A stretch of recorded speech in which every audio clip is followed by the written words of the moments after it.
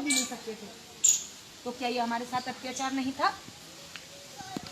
क्या किसी ईश्वर को कहना नहीं चाहिए था कि भाई ये भी ईश्वर के बच्चे, ये भी मेरे बच्चे, इनके साथ इतना अत्याचार क्यों? लेकिन कोई नहीं आया 33 करोड़ में से, पर बाबा साहेब डॉक्टर अंबेडकर आए और बोले कि ऐसा नहीं होने दूंगा, इनको बराबरी का हक दिलवा कर रहा हूं। मंदिरों में घुसने का हक नहीं था, किसी के पास बैठने का अधिकार नहीं था। डॉक्टर अंबेडकर ने लिखित संविधान में कहा कि सब समान है, ये देश ऐसे ऐसे ऐसे नहीं चलेगा, ये देश ऐसे चलेगा। जो पढ़कर लिखकर अपनी क्वालिफिकेशन को साबित करेगा वो ही जज की कुर्सी पर बैठेगा, कोई जाति का आदमी नहीं बैठेगा। यदि आपके अंदर काबिलियत है तो आप डीएम एसपी बन सकते हो, जाति के ऊपर नहीं बनोगे।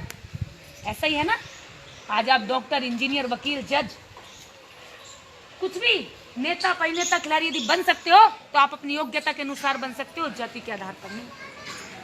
ये अधिकार किसने दिया? डॉक्टर अंबेडकर ने दिया। और इस देश के अंदर सबसे बड़ी ताकत जिसको कहा जाता है, जिससे सरकारें तैयार होती हैं, वोट का अधिकार। उस वोट के अधिकार को किसने दिया आपको? कोई नेता आपकी गलियों में आता, नेता आपके पैर छूता? आपको क्या लगता है यदि आपके पास वोट का अधिकार नहीं होता तो नेता आपके पास आते, नेता आपसे बात करते? अरे नेताओं को तो आपकी बच्चों से भी बदबू आती है, उनके पास समय नहीं है आपके पास आने का, लेकिन उनकी मजबूरी है। किसकी बदौलत आते हैं वो आपके पास? आपके वोट की शक्ति को लेने आपके पास आते हैं। इन औरतों के पास भी आते हैं जिन औरतों को कोई पूछता भी नहीं था। पूछता क्या कोई तुम्हें? ये शक्ति किसने दी तुम्हें? वोट की शक्ति किसने दी? ये वोट की शक्ति बाबा साहेब डॉक्टर अंबेडकर ने दी। और इस शक्ति को देने के लिए डॉक्टर अंबेडकर ने जानते कितनी कुर्बानियां दी? जब 1932 में डॉक्टर अंबेडकर गोलमेज सम्मेलन लंदन में जा रहे थे, आप लोगों की बात रखने के लिए वहां मीटिंग थी और सभी अपने अपने जनप्रतिनिधि तैयार थे वहां जाने के लिए, अपनी अपनी बात रखने के लिए, अछूतों की बात रखने के लिए डॉक्टर अंबेडकर को चुना गया। डॉक्टर अंबेडकर का बेटा मरने की कगार पर था, उसको डबल न्यूमोनिया हो गया। डबल न्यूमोनिया जब बच्चे को हुआ तो डॉक्टर अंबेडकर को उसी दिन लंदन जाना था। डॉक्टर अंबेडकर अपना बैग पैक करके निकल पड़े जहाज की ओर। उनके बड़े भाई आनंद ने कहा कि बीमा तू बहुत ही कट्टर है, बच्चा मरने की कगार पर और तू लंदन जा रहा है। तब डॉक्टर अंबेडकर ने जानते हैं क्या कहा, आपका पक्ष रखते हुए उन्होंने कहा कि मुझे मरते हुए अपने एक बच्चे की चिंता नहीं, मुझे मरते हुए इस समाज के अनेकों बच्चों की, 6 करोड़ अछूत दलित बच्चों की चिंता है, इसलिए मुझे जाना पड़ा। डॉक्टर अंबेडकर मरते हुए बच्चे को छोड़कर चले गए।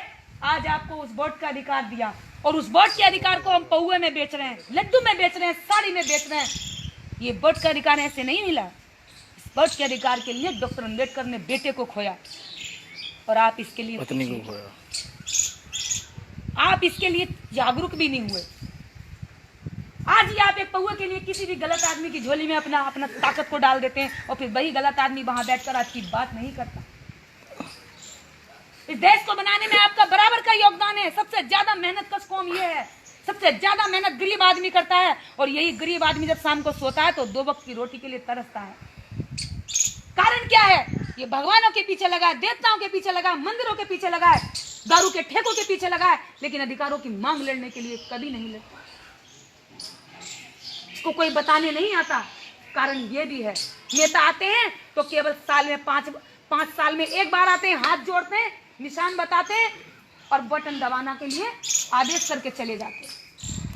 उनको चिंता नहीं है आपके बच्चे मरे। आज मुजफ्फरपुर में 300 के करीब बच्चे मर चुके हैं।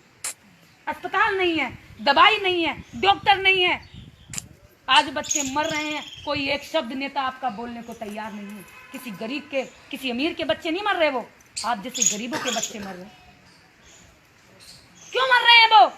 क्योंकि आप कभी भी दवाइयों के लिए वोट नहीं देते, आप कभी भी रोजगार के लिए वोट नहीं देते, आप कभी भी शिक्षा के लिए वोट नहीं देते, आप कभी भी जंगल जमीन के लिए वोट नहीं देते। आप वोट किसके लिए देते हो? भारत माता की जय। हम हिंदू हैं, हम हिंदू हैं। वो हिंदू का खोल पहनकर पूरे देश पे कब्जा किए हुए हैं और आपको मुसलमानों से लड़वाने का काम करते हैं। इधर मरे या उधर मरे, मुस्लिम मरे या दलित मरे, दुश्मन उन्हीं के हैं। खत्म आप में से कोई एक होना है। उनके बच्चे पे आंच नहीं आती, हमको मुस्लिम दुश्मन बताया जाता है, मुसलमान तुम्हारा दुश्मन है, मार डालो, मुसलमान तुम्हारा दुश्मन है, जंग लड़ लो, देश से भगा दो, ऐसा कर दो, वैसा कर दो। लेकिन इन कमीनों से कोई पूछे, जब डॉक्टर अंबेडकर पानी की लड़ाई लड़ रहे थे तो तुम ही कहते थे कि अछूत पानी नहीं पिएगा, और एक मुसलमान ने ही पानी पीने के अधिकार में साथ दिया, तो तब तुम कहां मर गए थे? इस देश के अंदर जो औरतें आज, जो बेटियां पढ़ रही हैं, ये पढ़ाई का कोई देवी सरस्वती का वरदान नहीं है। इस देश में सबसे ज्यादा कुर्बानी देने वाली, इस देश में स्कूलों तक लड़कियों को पहुंचाने वाली सावित्रीबाई फूले थी, जो सैनी समाज की महिला थी। सावित्रीबाई फूले ने आजीवन बच्चे पैदा नहीं किए। सावित्रीबाई फूले पढ़ी पहले, उनके पति माली जाति के थे और उनका दोस्त पंडित था, लेकिन जब ब्राह्मण की शादी हुई तो किसी ने देखा, अरे सैनी समाज का आदमी हमारी शादी में चल रहा है, नहीं नहीं नहीं नहीं नहीं, अछूत है ये, इसको बाहर निकाला जाए वरना बारात नहीं चढ़ेगी। जब उन्हें बाहर निकाला तो ज्योतिबा फूले लौट कर जा रहे थे, अपमान का घूंट पीकर उन्होंने कसम खाई कि मैं इतना पढ़ा लिखा, मैं इतना ज्ञानी, मैं इनसे ज्यादा पढ़ा लिखा, और ये आदमी मुझे इसलिए निकाल रहे हैं क्योंकि मेरी जाति छोटी है, मेरे ज्ञान की कोई कदर नहीं है। इस समाज को बताना पड़ेगा, जब मेरे जैसे पढ़े लिखों के साथ ऐसा हो सकता है तो मेरा समाज तो अनपढ़ है, अशिक्षित है, भोला है, सीधा है, उसके साथ क्या क्या होगा। उन्हें चिंता आई, जब उन्हें चिंता आई तो उन्होंने ये देखा कि समाज को कैसे सुधारा जाए, तो सुधारते सोचते सोचते रात भर उन्होंने इस निष्कर्ष पे पहुंचे कि पहले महिलाओं को सुधारा जाए, क्योंकि बच्चों को संस्कार देने वाला पुरुष नहीं, माँ होती है। यदि बच्चे को अंधविश्वासी बनाना है तो माँ को अंधविश्वासी बना दो, बच्चा किसी को बताने की जरूरत नहीं पड़ेगी, बच्चा अंधविश्वासी बन जाएगा। यदि बच्चे को डॉक्टर अंबेडकर का अनुयायी बनाना है तो कुछ मत बताओ, बच्चे से बात मत करो, उसकी माँ को डॉक्टर अंबेडकर अनुयायी बना दो, उसके इतिहास की जानकारी दे दो, तो बच्चा अपने आप ही अपने इतिहास को जान करके बलवान बन जाए। तो डॉक्टर अंबेडकर बाद में है, उनसे पहले सावित्रीबाई फूले, ज्योतिबा फूले की पत्नी। ज्योतिबा फूले ने कहा कि मैं तो इन महिलाओं में जा नहीं सकता। उन्होंने अपनी पत्नी को तैयार किया, उनको पढ़ाया लिखाया, तैयार किया, बोले कि जाओ सावित्री, तुम इन महिलाओं में जाकर के इनको पढ़ाने का काम करो। जब सावित्री जाती तो औरतें गोबर फेंकती, औरतें अपमानित करती, ए आई है सावित्री, छोड़ दिया फूले ने इसको हमारा टाइम बर्बाद करने के लिए, ए सावित्री हम अपनी बच्चियों को पढ़ाने नहीं भेजेंगे, इतनी देर तेरे साथ टाइम मारेंगे, तेरे साथ माथा मारेंगी, इतनी देर में गोबर थाप लेंगी, इतनी देर में रोटी सेक लेंगी। सावित्री को अपमानित करके भगा दिया जाया करता, लेकिन सावित्री ने हिम्मत नहीं हारी। सावित्रीबाई फूले जब घर पहुंचती तो बहुत बार रोती, उस अपमान के घूंट को पीकर घर में रोती, रोटी सेकती जाती और रोती जाती। तब ज्योतिबा राव फूले आते तो पूछते कि सावित्री क्या हुआ, कि समाज के ताने तुझके सुनकर तुम रो रही हो, तुम दुखी क्यों हो रही हो, इस समाज के तानों से तुम दुखी क्यों हो रही हो सावित्री। सावित्रीबाई फूले का जवाब सुनोगे तो आपकी रूह कांप उठेगी। सावित्रीबाई फूले ने जवाब दिया कि फूले, मैं इसलिए नहीं रो रही कि ये मुझे अपमानित करते हैं, मैं तो इसलिए रो रही हूँ कि ये अपने अपमान को किस दिन पहचाने।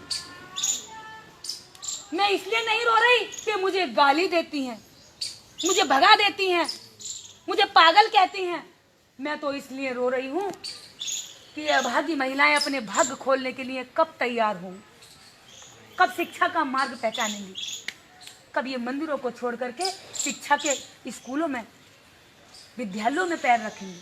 और जिस दिन ये ऐसा करने लगी उस दिन मैं समझूंगी कि मेरा जीवन सफल हो गया। सावित्रीबाई फूले ने आज से 100 साल पहले ये बात कही, 150 साल पहले, और आज फिर एक माँ चाहती है कि मेरी बेटी स्कूल में जाकर पढ़ाई करे। ये किसका विचार है? ये स्कूल किसके लिए तैयार किए गए? आप लोगों के लिए तैयार किए गए, और किसी देवी देवता ने नहीं, सावित्रीबाई फूले ने तैयार किया। लेकिन मंदिर में बताया जाता है, स्कूलों में बताया जाता है कि सरस्वती माता शिक्षा की देवी है, जिसके पास कोई डिग्री नहीं, जिसने कहीं कोई पढ़ाई नहीं करी, उसको हमारे माथे पर थोप दिया गया। सावित्रीबाई फूले ने इस देश के अंदर जो त्याग बलिदान दिया उसको हम नहीं जानते। हम तो काली मैया को जानते हैं, हम दूसरी देवियों को जानते हैं। डॉक्टर अंबेडकर ने वोट के लिए शरीर पर अच्छा कपड़ा पहनने के लिए 6 जेब आज कपड़ों में लगी हैं, और हर जेब में पैसा निकलेगा। ये जेब यहाँ तक बनाने के लिए, यहाँ तक बैठाने के लिए, कुर्सियों तक लाने के लिए अपने बच्चे की कुर्बानी दे दी, अपनी बीवी की कुर्बानी दे दी। तो डॉक्टर अंबेडकर के बारे में ये महिलाएं नहीं जानती, लेकिन जिस भोले ने किशन ने कुछ नहीं करा, उस भोले किशन के गीत गाएंगी और उसकी पूजा अर्चना में लगी रहेंगी। तो तुम्हारा बेड़ा गर्क कैसे नहीं होगा बहनों? कैसे नहीं होगी बर्बाद तुम? कैसे तुम्हें अधिकार मिल जाएंगे देश के अंदर? भाई तुम्हारी लाइन ये है, तुम्हारा मकान ये है, और तुम मकान की बगल वाली नाली पे कब्जा करके बैठे हो। तुम्हें मकान पे कब्जा कैसे मिल जाएगा? तुम्हारे कब्जे की बात बताती हूँ। इस देश के अंदर एक वोट तुम्हारा है, एक वोट टाटा बिरला अंबानी और प्रधानमंत्री का है। जितना हक टाटा बिरला अंबानी का है, इतना ही इस देश की प्रत्येक संसाधन पर आपका भी बराबरी का हक बनता है। लेकिन आप ये लड़ाई कभी भी नहीं लड़ पाते, क्योंकि आपको फुर्सत नहीं है कांवड़ लाने से, क्योंकि आपको फुर्सत नहीं है दारू में झूम जाने से, आपको फुर्सत नहीं है आपस भाई भाई में लड़ जाने से, आपको फुर्सत नहीं है अगर बगल वाला बढ़ रहा तो उसकी टांग खींच जाने में। आप दूसरे ही काम में लगे हुए हो, तो आप कब लड़ोगे अपनी लड़ाई हक की? ये कब तक ये बच्चों को तैयार करोगे? इन्हें पैदा करके हम पीएम बनाने के लिए तैयारी नहीं कर रहे, मजदूर तैयार कर रहे हैं। यदि हमने 4 बच्चे पैदा किए आज की डेट में, तो हमने 4 मजदूर तैयार कर दिए और नेताओं के लिए 4 वोट तैयार कर दिए, पर अपने लिए हमने कुछ भी नहीं किया। ये हमारे समाज की सच्चाई है। इसे जितना जल्दी हम समझेंगे, इतना जल्दी तरक्की की ओर जाएंगे। यदि मेरी एक बात भी झूठ हो तो आप बताना, बताओ कौन पिता यहाँ ये कह सकता सीना ठोक के कि मैं अपने बेटे को IAS बनाना चाहता हूँ और मेरे बच्चा बहुत तैयारी कर रहा है? बताओ कितने लोग बैठे यहाँ से? ताऊ आप रो रहे हो मेरी बातों से? ताऊ बहुत देर से रो रहे हैं। ताऊ सीने में दर्द है ये। हमारे गांव को और अंता को नहीं कर सकता जी। ये क्या है? ये बाबा साहब की कुर्बानी के लिए मैंने अपना जवाब दिया। देखिएगा, ये मैंने सरकार में जाकर उधम सिंह नगर में मांग करी। माननीय उप जिलाधिकारी महोदय जसपुर उधम सिंह नगर जन विकास मंच के सौजन्य से भारत रत्न